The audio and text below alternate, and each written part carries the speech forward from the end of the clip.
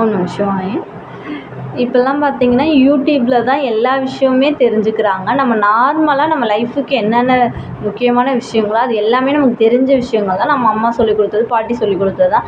ஆனால் அது ஒரு ஷோகேஸாக, அதாவது ஆடம்பரமாக ஒரு நல்ல சாரீ கட்டிக்கிட்டு, நல்ல சுடிதார் போட்டுக்கிட்டு, வீட்டை வந்து டெக்கரேஷன் பொருள்லாம் வாங்கி அலங்கரிச்சுட்டு அந்த மாதிரி செஞ்சு அதில் வந்து காட்டுறனால மக்கள் வந்து இந்த தெரிஞ்ச விஷயத்தையே நம்ம அதில் போய் பார்த்து டைம் வேஸ்ட் பண்ணுறோன்னு தான் தோணுது. அவங்கள மாதிரி நம்ம வீடியோ போட்டாலும் நமக்கு அந்த யூடியூப் மாதிரி மானிட்டைசேஷன் ஆகி காசு வரும். அதை பண்ணாமன்னா அவங்கவுங்க வீடியோவே தான் போய் பார்க்குறோமே தவிர நமக்கு அமௌண்ட் வரதுக்கு நம்ம எதுவுமே யோசிக்கிறது இல்லை. இந்த ஆன்மீக வீடியோலாம் சேனல்லாம் பார்த்தீங்கன்னு வச்சுக்கோங்க, இந்த தூபம் போடுங்க, இந்த தீபம் போடுங்க, பருப்பு தீபம் போடுங்கலாம் சொல்கிறாங்க. அந்த பருப்பு தீபம்லாம் பார்த்தீங்கன்னா எண்ணெய் ஊற்றி தான் அந்த பருப்பு வீணாக போயிடும். அது ஒரு லாஸ் தானே.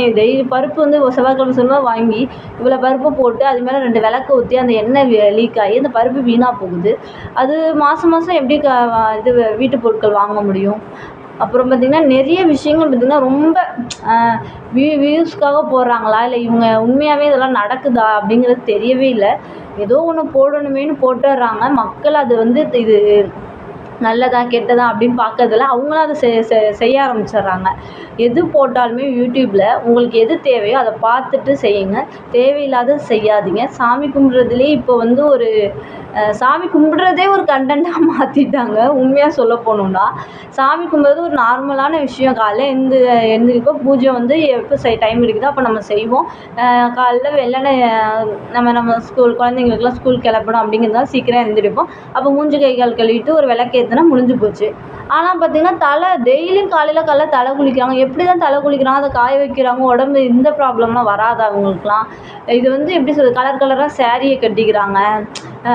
உண்மையாகவே இவங்க யூஸ்வலாகவே இப்படி தான் இருப்பாங்களா, இல்லை இந்த கண்டென்ட் க்ரியேட் பண்ணுறதுக்காக இப்படி வந்து நான் கலர் கலராக சாரீ கட்டிட்டு இவங்களுக்குலாம் அமௌண்ட் வருது யூடியூப்லேருந்து. ஸோ அதனால் அவங்க அந்த கலர் கலர் பொடியெல்லாம் வாங்குறாங்க, வீட்டை வந்து டெக்கரேஷன் பண்ணுறாங்க, ஆல்ட்ரு பண்ணுறாங்க, அதை வீடியோஸ் போடுறாங்க. இதை பார்த்துட்டு நார்மல் பீப்புளும் வந்து ஸோ இப்படிலாம் இருந்தால் தான் வீடு நல்லா அழகாக இருக்கும், இப்படி இருந்தால் தான் நமக்கு காசு வரும் அப்படின்னு பூஜை ரூமெல்லாம் பார்த்திங்கன்னா கண்டதை வாங்கி வச்சிடுறாங்க.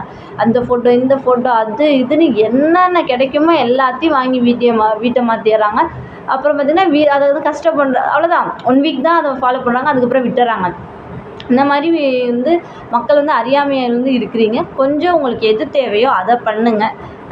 முடிஞ்ச அளவுக்கு வீட்டில் திங்ஸை சேர்க்காதீங்க. அது நமக்கும் கஷ்டம். நம்ம யூஸ் கண்டிப்பாக பண்ணவே மாட்டோம். 1 டைம் தான் எந்த பொருளுமே அவன் யூஸ் பண்ணுற மாதிரி இருக்குது.